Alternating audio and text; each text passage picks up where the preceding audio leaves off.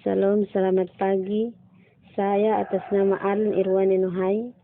Di video kali ini, saya akan menjelaskan materi tentang pendekatan strategi, model, dan metode yang Anda pilih. Berikut penjelasannya. Pengertian pendekatan. Dalam proses pembelajaran, dikenal beberapa istilah yang memiliki kemiripan makna, sehingga seringkali orang merasa bingung untuk membedakannya. Istilah-istilah tersebut adalah: yang pertama, pendekatan pembelajaran; yang kedua, strategi pembelajaran; yang ketiga, metode pembelajaran; yang keempat, teknik pembelajaran; yang kelima, taktik pembelajaran; dan yang keenam, model pembelajaran. Berikut ini akan dipaparkan istilah-istilah tersebut dengan harapan dapat memberikan kejelasan tentang penggunaan istilah tersebut. Pendekatan pembelajaran dapat diartikan sebagai titik tolak atau sudut pandang kita terhadap proses pembelajaran yang merujuk pada pandangan tentang terjadinya suatu proses yang sifatnya masih sangat umum. Di dalamnya mewadahi, menginspirasi, menguatkan, dan melestarikan metode pembelajaran dengan cukupan teoritis tertentu. Dilihat dari pendekatannya, pembelajaran terdapat dua jenis pendekatan, yaitu yang pertama, pendekatan pembelajaran yang berorientasi atau berpusat pada siswa atau student center approach, dan yang kedua, pendekatan pembelajaran yang berorientasi atau berpusat pada guru atau teacher center approach. Dari pendekatan dan pembelajaran yang telah ditetapkan, selanjutnya diturunkan ke dalam strategi pembelajaran. Menurut Neumann dan Logan atau Abin Syanuddin Makmun 2003, mengemukakan 4 unsur strategi dari setiap usaha, yaitu yang pertama, mengidentifikasi dan menetapkan spesifikasi dan kualifikasi hasil atau output dan sasaran atau target yang harus dicapai dengan mempertimbangkan aspirasi dan selera masyarakat yang memerlukannya. 2. Mempertimbangkan dan memilih jalan pendekatan utama atau basic way yang paling efektif untuk mencapai sasaran. Yang ketiga, mempertimbangkan dan menetapkan langkah-langkah atau step yang akan ditempuh sejak titik awal sampai dengan sasaran. Yang keempat, mempertimbangkan dan menetapkan tolak ukur atau kriteria pada patokan ukuran atau STAR untuk mengukur dan menilai taraf keberhasilan usaha. Yang kedua yaitu pengertian strategi. Dari pendekatan pembelajaran yang telah ditetapkan, selanjutnya diturunkan ke dalam strategi pembelajaran.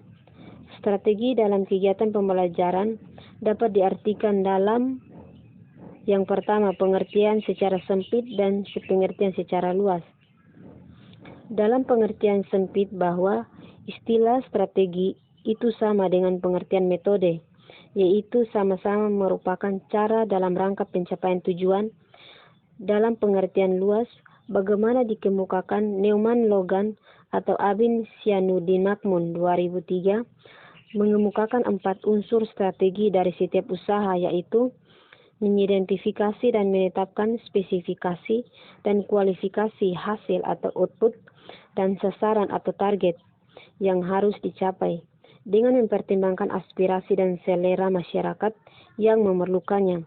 Yang kedua, mempertimbangkan dan memilih jalan pendekatan atau basic way yang paling efektif untuk mencapai sasaran. Yang ketiga, mempertimbangkan dan menetapkan langkah-langkah atau step yang akan ditempuh sejak titik awal sampai dengan sasaran. Yang keempat, mempertimbangkan dan menetapkan tolak ukur atau kriteria dan patokan ukuran atau STAR untuk mengukur dan menilai taraf keberhasilan usaha.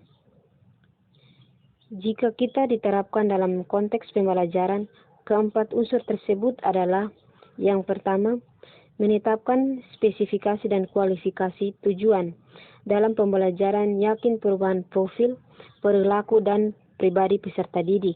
Yang kedua, mempertimbangkan dan memilih sistem yang dipandang paling efektif. Yang ketiga, mempertimbangkan dan menetapkan langkah-langkah atau prosedur, metode dan teknik pembelajaran. Yang keempat, menetapkan norma-norma dan batasan minimum, ukuran keberhasilan atau kriteria, dan ukuran keberhasilan. Sementara itu, menurut Wina Sanjaya 2008, mengemukakan bahwa strategi pembelajaran adalah suatu kegiatan pembelajaran yang harus dikerjakan guru dan siswa agar tujuan pembelajaran dapat dicapai secara efektif dan efisien.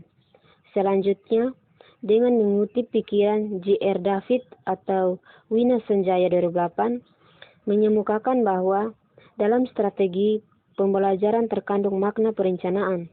Artinya, bahwa strategi pada dasarnya masih bersifat konseptual tentang keputusan-keputusan yang akan diambil dalam suatu pelaksanaan. Yang ketiga yaitu model pembelajaran. Apabila antara pendekatan strategi, model, teknik, dan bahkan taktik pembelajaran sudah terangkai menjadi satu kesatuan yang utuh, maka terbentuklah apa yang disebut dengan model pembelajaran. Dari model pembelajaran pada dasarnya merupakan bentuk pembelajaran yang tergambar dari awal sampai akhir yang disajikan. Di luar istilah-istilah tersebut, dalam proses pembelajaran dikenal juga istilah desain pembelajaran. Jika strategi pembelajaran lebih berkenan dengan pola umum dan prosedur umum aktivitas pembelajaran, sedangkan desain pembelajaran lebih merujuk atau menunjukkan kepada cara-cara merencanakan suatu sistem lingkungan belajar tertentu setelah ditetapkan strategi pembelajaran tertentu.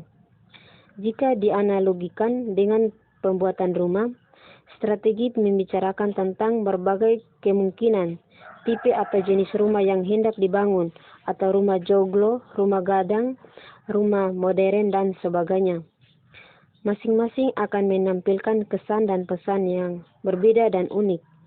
Sedangkan desain adalah mencetak biru atau blueprint rumah yang akan dibangun beserta bahan-bahan yang diperlukan dan diurutkan langkah-langkah konstruksinya maupun kriteria penyelesaiannya mulai dari tahapan awal sampai dengan tahapan akhir setelah ditetapkan tipe rumah yang akan dibangun. Mencermati upaya reformasi pembelajaran yang sedang dikembangkan di Indonesia, para guru atau calon guru saat ini banyak ditawari dengan aneka pilihan model pembelajaran yang kadang-kadang untuk kepentingan penelitian atau penelitian akademik maupun penelitian tindakan. Sangat sulit menemukan sumber-sumber literaturnya. Namun, jika para guru atau calon guru telah dapat memahami konsep atau teori dasar pembelajaran yang merujuk pada proses beserta konsep dan teori pembelajaran bagaimana dikemukakan di atas, maka pada dasarnya guru pun dapat secara kreativitas mencoba dan mengembangkan model pembelajaran tersendiri yang khas sesuai dengan kondisi nyata di tempat kerja masing-masing, sehingga pada gilirannya akan muncul model pembelajaran versi guru yang bersangkutan, yang tentunya semakin memperkaya model pembelajaran yang telah ada. Metode pembelajaran. Metode pembelajaran merupakan langkah-langkah operasional dari strategi pembelajaran yang dipilih dalam mencapai tujuan belajar. Sehingga bagi sumber belajar yang menggunakan suatu metode pembelajaran harus disesuaikan dengan jenis strategi yang digunakan ketepatan. Penggunaan suatu metode akan menunjukkan fungsionalnya atau strategi dalam kegiatan pembelajaran.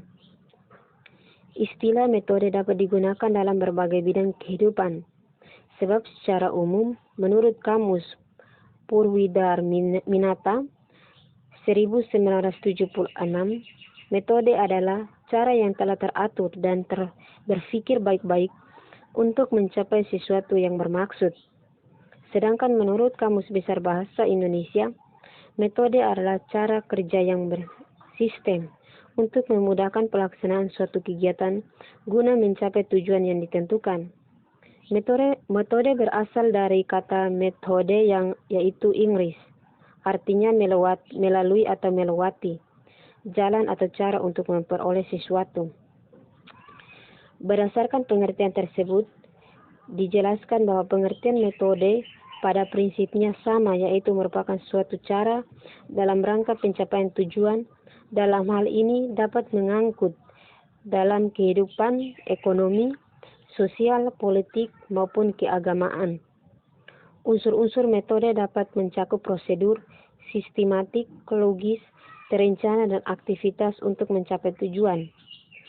Adapun metode dalam pembahasan, yaitu metode yang digunakan dalam proses pembelajaran. Pembelajaran dapat diartikan sebagai setiap upaya yang sistematik disengaja untuk menciptakan kondisi-kondisi agar kegiatan pembelajaran dapat berjalan secara efektif dan efisien. Dalam kegiatan pembelajaran, tidak dapat lepas dari interaksi antara sumber belajar dengan warga belajar, sehingga untuk melaksanakan interaksi tersebut diperlukan berbagai cara dalam pelaksanaannya.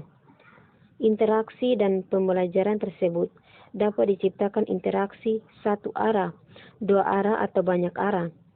Untuk masing-masing jenis interaksi tersebut, maka jelas diperlukan berbagai metode yang tepat sehingga tujuan akhir dari pembelajaran tersebut dapat tercapai.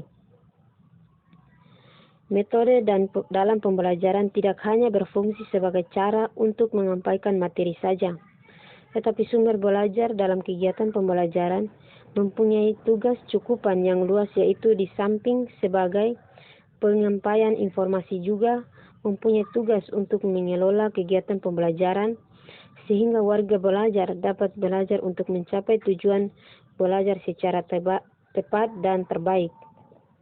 Jadi, metode pembelajaran dapat diartikan sebagai cara yang digunakan untuk mengimplementasikan rencana yang sudah disusun dalam bentuk kegiatan nyata dan praktis untuk mencapai tujuan pembelajaran. Metode pembelajaran dapat diartikan sebagai cara yang digunakan untuk mengimplementasikan rencana yang sudah disusun dan dibentuk kegiatan nyata dan praktik untuk mencapai tujuan pembelajaran.